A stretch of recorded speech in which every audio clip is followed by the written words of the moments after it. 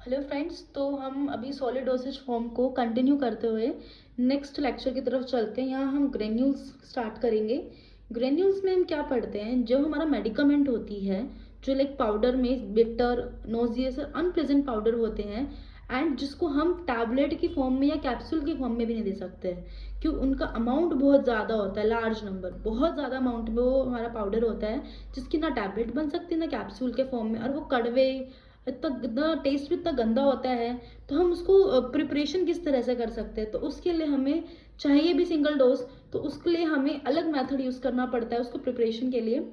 Basically हम और चीज़ क्या देखते हैं साथ ही साथ में, जो पाउडर होते हैं ना, उन जो हम अभी ग्रैनुल्स की बात कर रहे हैं, इन में जो पाउडर यूज़ होता है, ये पाउडर के साथ एक दिक्कत और होती है कि ना तो ये लिक्विड में हम दे सकते, क्योंकि इनका स्टेबिलिटी इशू हो जाता है। इतना ज़्यादा स्टेबिलिटी प्रॉब्लम है, होमोजेनस मिक्सचर ये देंगे ही नहीं। तो इन सब मेडिकामेंट को हम किस में कन्वर्ट करते हैं? ग्रेन्यूल्स में, ग्रेन्यूल्स फॉर्म में हम कन्वर्ट करें, ताकि हमारी सारी प्रॉब्लम दूर हो सके।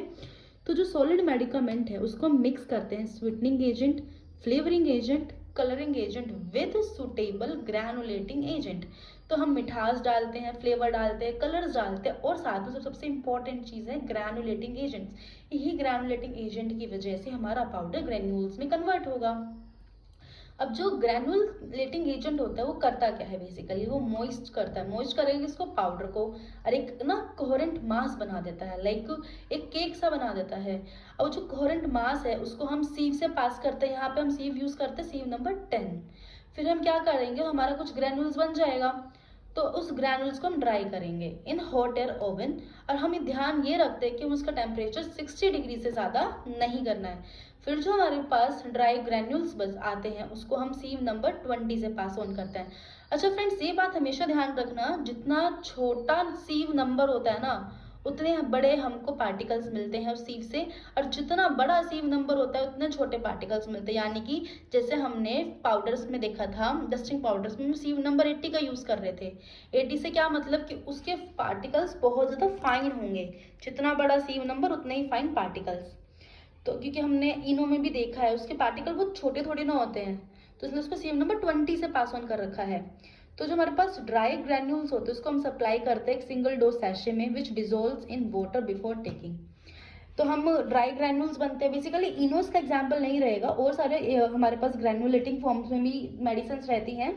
इनो हमारा इफरवेसेंट ग्रैन्यूल्स में आ जाता है, लेकिन साइज ऑलमोस्ट इनका सिमिलर रहता है। तो हमारे कुछ यूजेस हैं ग्रैन्यूल्स के। एंटीबायोटिक में इराइथ्रोमाइसिन, एम्पिसिलिन, पेनिसिलिन। अब इनका क्या रहता है, ये सोल्यूशन में भी अनस्टेबल है, तो उसको हम किस में कन्वर्ट कर देते हैं? ग्रैन्यूल्स में, या फिर उसको सैशे मतलब सैशे में भी पैक कर देते हैं, या फिर एक बोतल में पैक करेंगे, है ना। और इसमें हम एक लेबल जरूर लगाते हैं कि इसको या तो कोल्ड या फिर वार्म वाटर के साथ पहले मिक्स करना है, और इसको फिर शेक करना है लेने से पहले, शेक वेल बिफोर यूज, जिससे एक होमोजेनस सोल्यूशन बन जाएगा। एंड विद दिस हमको ये भी इंपॉर्टेंट है इसके लेवल पे कि हम एक टाइम लिमिट सेट कर दे कि भाई ये जो हमने प्रिपरेशन तैयार किया है तुम इसको इस टाइम तक ही कंज्यूम कर सकते हो, इससे ज़्यादा टाइम में तुम इस प्रिपरेशन को कंज्यूम नहीं कर। Next is effervescent granules. Effervescent granules जिसका मैंने तुमको एग्जाम्पल बताया था, इनो वाला। इसमें होता क्या है, effervescent granules specially prepared solid dosage form from the medicament for internal use. And इसके अंदर अलग चीज़ क्या आती है, ग्रैनुलेटिंग एजेंट वगैरह सब यूज होता है इसमें, मगर इसमें जो इंपॉर्टेंट चीज़ें हैं वो है citric acid, tartaric acid, sodium bicarbonate and saccharin as a sweetening agent. इसको हम करते क्या है, before administration granules mixed with water, the acid and bicarbonate react together producing effervescence. तो जिसके अंदर एसिड का और बाइकार्बोनेट का खेल है ना, इसी की वजह से एफरवेसेंस निकलती है। अब जब ये हमारा एसिड और बाइकार्बोनेट मिक्स होता है, रिएक्शन करता है, तो एक कार्बोनेटेड वाटर बन जाता है। अब जब भाई कार्बोनेटेड वाटर बनेगा तो उसके अंदर से क्या प्रोड्यूस होएगा, CO2 प्रोड्यूस होएगा।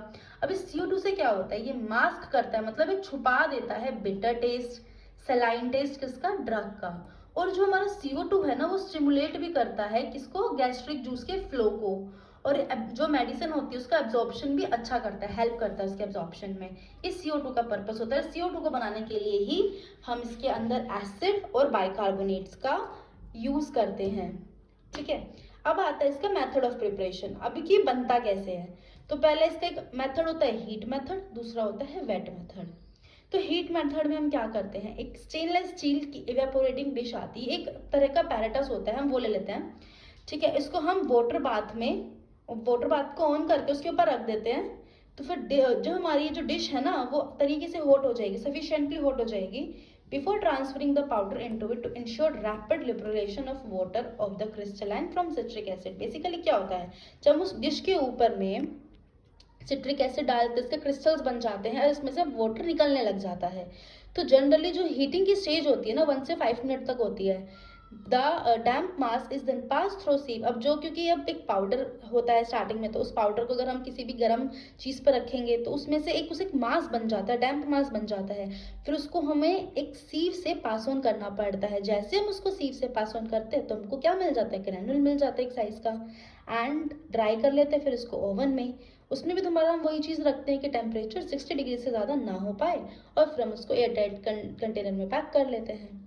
ये हमारा ड्राई मेथड होता है। वेट मेथड में क्या आ जाएगा, वेट मेथड में इस मेथड में क्या आएगा, mixed ingredient moisten with non aqueous liquid. Non aqueous मतलब अल्कोहल। इसके अंदर हम क्या करेंगे, जितना भी इंग्रेडिएंट है उसको अल्कोहल में मिक्स कर देंगे। जैसे कि ऊपर में हमने क्या किया था इस वाले मेथड में, evaporating stainless steel evaporating dish के ऊपर रख दिया था जिसमें से इसका वाटर उड़ गया था सारा, और सिट्रिक एसिड था इसलिए इसके पास वाटर था। अब वेट मेथड में क्या कर दिया हमने, डायरेक्टली इसके अंदर अल्कोहल डाल दिया और एक कोहेरेंट मास बना दिया। अब इस कोहेरेंट मास को सीव नंबर 8 से पहले पास किया, फिर जो भी हमारे पास ग्रैनुल्स बच गए उसको अगेन ड्राई कर लिया ओवन में। फिर हमने वही चीज़ ध्यान रखी कि भी 60 डिग्री से टेम्परेचर नहीं देना, तो फिर ड्राई ग्रैनुल्स को हमने दोबारा से सीव से पास किया है, देन हमने उसको पैक कर दिया। ये 2 मेथड थे हमारे किसके, एफरवेसेंट ग्रैनुल्स को बनाने के। So next is tablet. Tablet हम और कैप्सूल्स, इनके बारे में तो हम बहुत ज़्यादा आगे डीपली पढ़ेंगे, हम थोड़ा शॉर्ट में देख लेते हैं। टैबलेट में क्या रहता है, it is a solid dosage form of medicament prepared by moulding और बाय कंप्रेशन। मोल्डिंग में आप लोगों ने देखा होगा ना, जैसे आयुर्वेदा यूज़ करते हैं, हनी मिला देते हैं, नॉर्मली मोल्ड बना देते हैं, आटे की छोटी छोटी मोल्ड बना देते हैं, ऐसे भी टैबलेट बन सकती है, बट वो बहुत स्मॉल स्केल में बनती है। और दूसरा मेथड होता है कंप्रेशन मेथड। एक पूरी डिवाइस होती है, पैराटस होता है, उससे हम क्या करते हैं, पाउडर्स को कंप्रेस कर देते हैं और टैबलेट बन जाता है। अब देखो नॉर्मली हम किसी पाउडर को कंप्रेस करेंगे, टैबलेट तो नहीं बनेगी ना, तो उसके लिए हमें क्या चाहिए होता है, एक तरह का एक्सीपिएंट्स। एक्सीपिएंट में बहुत सारी चीज़ें आती हैं। तो जो हमारा एक्सीपिएंट है ना, इसके अंदर हम या तो बाइंडिंग एजेंट भी यूज़ करते हैं, कलरिंग एजेंट यूज़ करते हैं, फ्लेवरिंग एजेंट यूज़ करते हैं, बहुत कुछ चीज़ें यूज़ होती हैं। जो हमारी कंप्रेस्ड टैबलेट होती है वो प्रिपेयर करते हैं in bulk for large scale production. वही मैंने बोला था, मोल्डिंग में तो हम स्मॉल स्केल का यूज़ कर सकते हैं, लेकिन जब हम कंप्रेस्ड टैबलेट बनाते हैं तो लार्ज स्केल प्रोडक्शन के लिए ही हम इसका यूज़ करते हैं। तो नेक्स्ट हमारा आता है कैप्सूल। कैप्सूल में क्या होता है, सॉलिड यूनिट डोसेज फॉर्म होती है ये, where one or more medicament are inert substance enclosed within a small shell generally prepared from gelatin। Means क्या, एक तो कैप्सूल यूनिट डोसेज फॉर्म है, सेकेंडली हम कैप्सूल में एक से ज़्यादा मेडिकामेंट को ऐड कर सकते हैं, मिक्स कर सकते हैं, और बट वो जो मेडिकामेंट है ना वो क्या होनी चाहिए, स्पेशली इनर्ट होनी चाहिए, मतलब आपस में रिएक्टिव नहीं होनी चाहिए, ना ही आपस में रिएक्टिव ना ही कैप्सूल के साथ रिएक्टिव। और फिर इसको हम क्या करना चाहिए, इसको हम इनक्लोज कर देते हैं एक शेल में, जो हम कैप्सूल बोलते हैं। जो कैप्सूल है ना हमारे जिलेटिन का बना होता है। अब वही जैसे हम प्रिपरेशन बना रहे हैं और जो हमारी नीड है उसके बेसिस पे कैप्सूल हमारा हार्ड भी हो सकता है और कैप्सूल हमारा सॉफ्ट भी हो सकता है। नेक्स्ट थिंग इज पिल। पिल की जब हम बात करते हैं, पिल, अब देखो पिल और टैबलेट में क्या फ़र्क है, बहुत बड़ा फ़र्क क्या होता है इनका, structure, shape. Pills are small rounded solid dosage form containing medicament. Small होती है, राउंडेड होती है, ठीक है। Medicament mix with excipient to form a firm plastic mask. में एक्सीपिएंट ऐड होते हैं तो बड़ी एक ना शाइनी शाइनी सी पिल्स बन जाती है कि उसके ऊपर एक फिल्म आ जाती है प्लास्टिक मास्क की।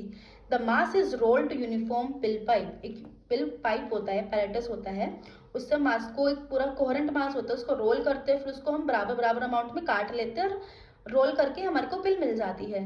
लिखा है which is cut into a number of pills, these are rounded to form uniform size and shape spherical. Spherical use करते हैं क्योंकि ताकि एक ना यूनिफॉर्म साइज दिखे, देखने में भी अच्छा लगता है spherical.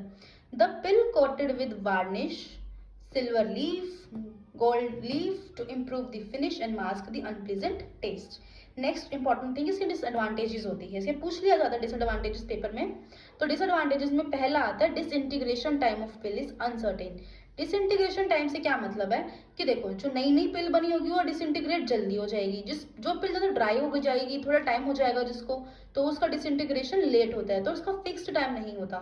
Difficulty to prepare uniform size, अब साइज को प्रिपेयर करके हम तो हाथ से बना रहे हैं, तो हाथ से कभी कोई साइज छोटा बनेगा, कभी कोई साइज बड़ा बनेगा। And difficult to prepare uniform weight, अब वेट में भी क्योंकि जिसका साइज छोटा बड़ा हो रहा था, मतलब एक बारी में मास ज्यादा लिया गया, अगली बारी में कम लिया गया, तो यूनिफॉर्मिटी का बड़ा रोल रहता है इसके अंदर, जो इसके डिसएडवांटेजेस में काउंट होता है। तो इसी वजह से पिल्स को छोड़ के हम टैबलेट्स पे ज्यादा फोकस करते हैं, टैबलेट्स एंड कैप्सूल ज्यादा बेटर हमारी प्रायोरिटी में रहते हैं।